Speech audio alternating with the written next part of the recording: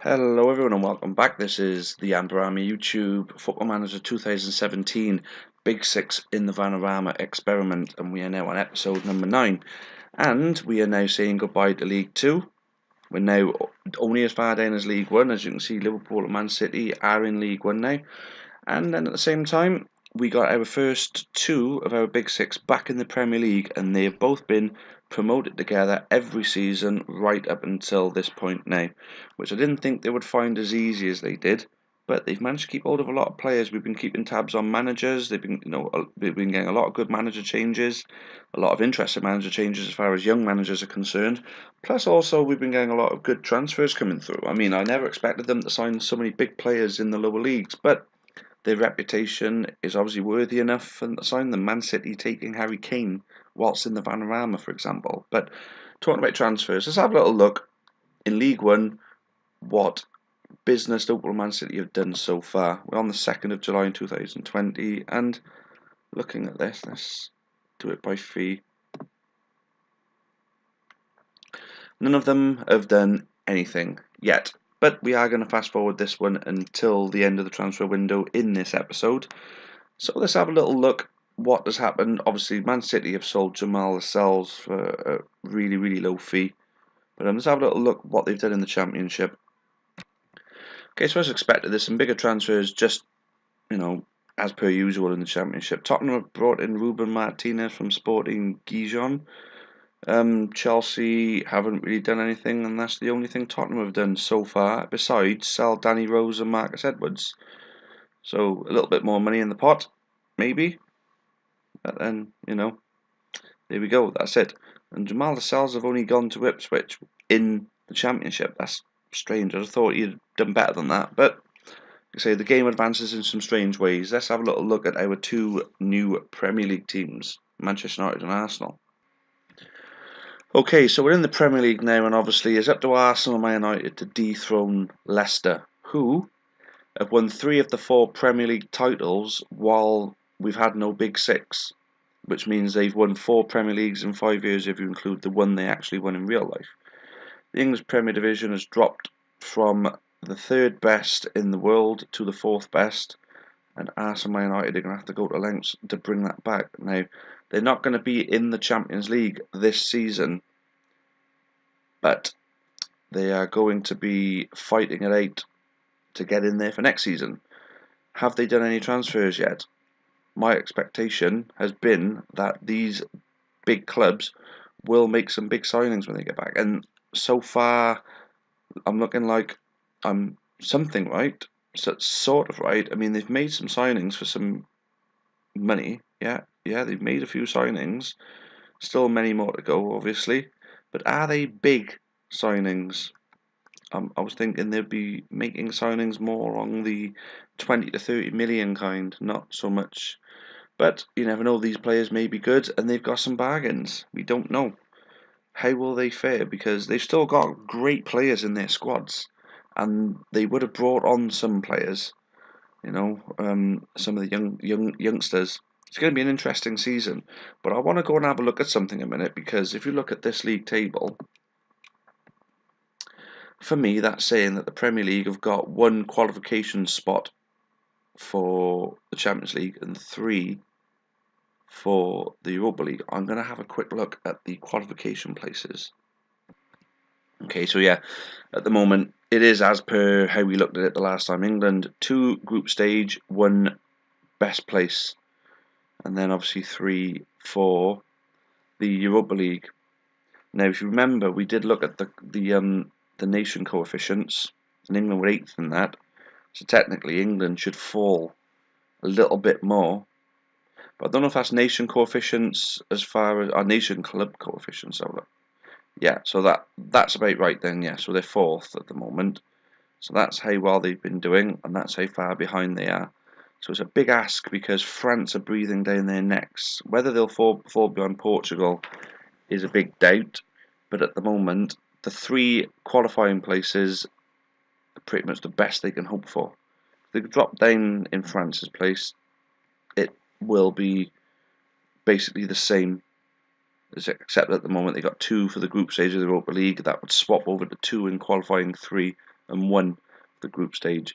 They got a lot to do, basically, the English teams, and they need Man United and Arsenal to finish top 2 this season, I think, if they're going to start going on the road to recovery on this.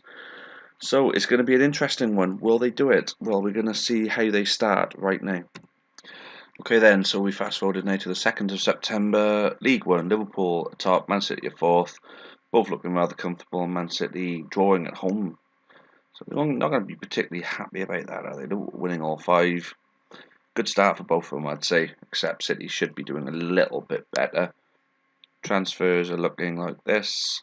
Liverpool have brought in no one. Man City have brought in no one. They're going with who they've got, except they've sold a couple. And they're building some money up. So, yeah, I'm sure they'll be happy enough for that. Let's have a look at not League 1, within League 1. Let's have a look at the Championship. Okay, so the Championship is looking a little bit strange. Tottenham in 3rd. They've lost 1 to Blackburn away, 2-1, but they've won 4. A game in hand over Nottingham Forest, but no, that's not too shabby for Tottenham. But Chelsea, on the other hand, are in 11th. They lost away to Fulham. They've drawn with Millwall and QPR. So his London teams are crippling Chelsea at the moment because Leeds and Rotherham, they're going north and they're winning. Well, they're not going north, but they're playing the northern teams and they're winning. But a game in hand, we'll give them 11 points if they win and they'll jump up to 5th. So, yeah, I don't think we're going to be worrying too much about Chelsea. I think Tottenham and Chelsea will go up. What kind of transfer activity? Chelsea have gone all out and gone on the spend big time. And Tottenham have brought in someone as well, Mitchell Burgess from the champions Leicester. Oliver Ncham from City have gone to Chelsea. Jordy Classy's gone to Chelsea as well. So, some tasty signings there. Maybe Chelsea are fully expecting to get back and they want to go in there with a top squad. Maybe they've got the money to pay the wages at the moment. Well, we'll soon see. I wonder what's going on in the Premier League. As you can see, there's a bit of business involving Man United there. Pretty substantial bit there, and it looks like they've got themselves an absolute bargain. Let's have a look. So as you can see, Man United early leaders, winning all 3 games. Arsenal on a 1-1-1 basis there, beating the champions though. So I'd imagine Arsenal could end up doing a little bit better when we come across it next. But Man United, who've done a bit of business, and it looks like it's paying off. Let's have a little look at their transfer activity. So Man United have sold some at Chelsea, but look at it, they brought in. You saw that they brought in a few players. But the substantial bit of business that I've noticed that Man United have done, you can see Arsenal brought in a couple as well. Man United brought the players in, but this substantial bit of business. I mean, look how far down this transfer is. Manchester United, wherever the bloody transfer it is, have brought in Hugo Lloris from Tottenham. Now, I don't know how old Lloris is, but well, he's 33, so that's not too old for a goalkeeper. That is a hell of a signing for that kind of money. Absolutely brilliant. So transfers in, as you can see, Man United have brought in a few. So have Arsenal. Man United brought in more. But are these the standard of signings that are actually going to help them win the league? For me, I don't see these signings being any bigger than obviously the likes of Everton have been bringing in, the likes of Leicester have been bringing in. Is it going to be enough for them? Well, let's have a little look on a fast forward to the month of November, right at the end, and see where they are. Okay, everyone, we're on the 30th of November, and look at that. Man City are struggling. Even with their game in hand, if they win that, they still don't even get into a playoff place. So this is where I believe the Big Six could be starting to crack, and Man City could be the first casualty, if that is the case. I mean, they've only lost 3, and none of them have been at Liverpool.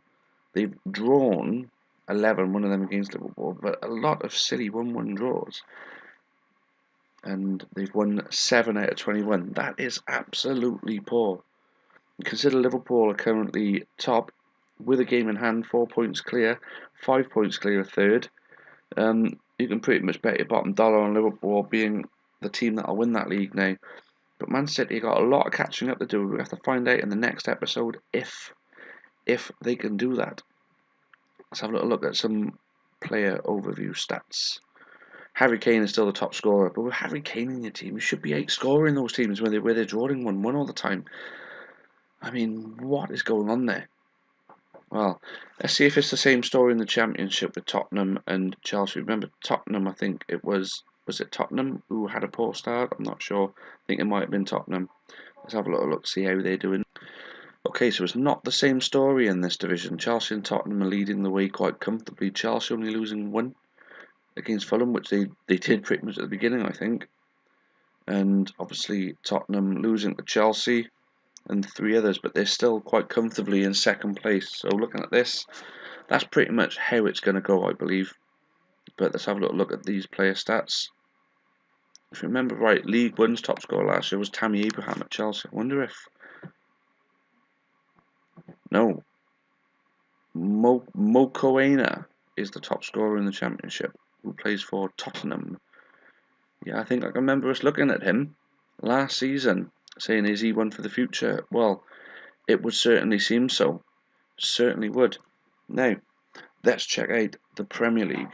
Okay, so the Premier League is close. Arsenal have fallen behind a bit. They're not looking likely to end up winning this Premier League. Leicester leading the way. Leicester are the team to beat. So, Man United, are Man United going to pip Leicester to it? I mean, well, there's no point really looking at results there. It is what it is in the Premier League. But at least they're in the top four at the moment, these two teams. Well, Man United and Arsenal will have to finish in the top three to get into the Champions League. If one of them can finish in the top two, they'll have a strong team for the Champions League. But I wonder how they're going to get on. The next point that we're going to pick this up, guys, is going to be in February, right at the beginning of February, straight after the January transfer window. We're going to pick up on how they get through their Christmas period and the January period and see what signings are made. And then, obviously, in the next episode, we will conclude the first season of two of the Big Six back in the Premier League. And we'll see if we can get at least one of them back into Europe. Anyway, thanks again for watching this episode. Things are progressing rather well. Is there cracks in the teams who were left behind? Are Man United and Arsenal going to regain one of the top six crown as Premier League champions, or Leicester going to hold on to it? This is all unfolding quite interestingly at the moment, and I hope you guys all stick with it, and I hope you're all enjoying it. Leave some comments, leave some predictions. What do you guys think is going to happen? Is Man United or Arsenal going to win that Premier League? Are Leicester going to hold on to it? Are Hull going to be the surprise package like Derby were a couple of years ago? There's so much that can go on. I'd really like to know what you guys think is going to happen. So, yeah, thanks again for watching, and until next time, cheerio for now.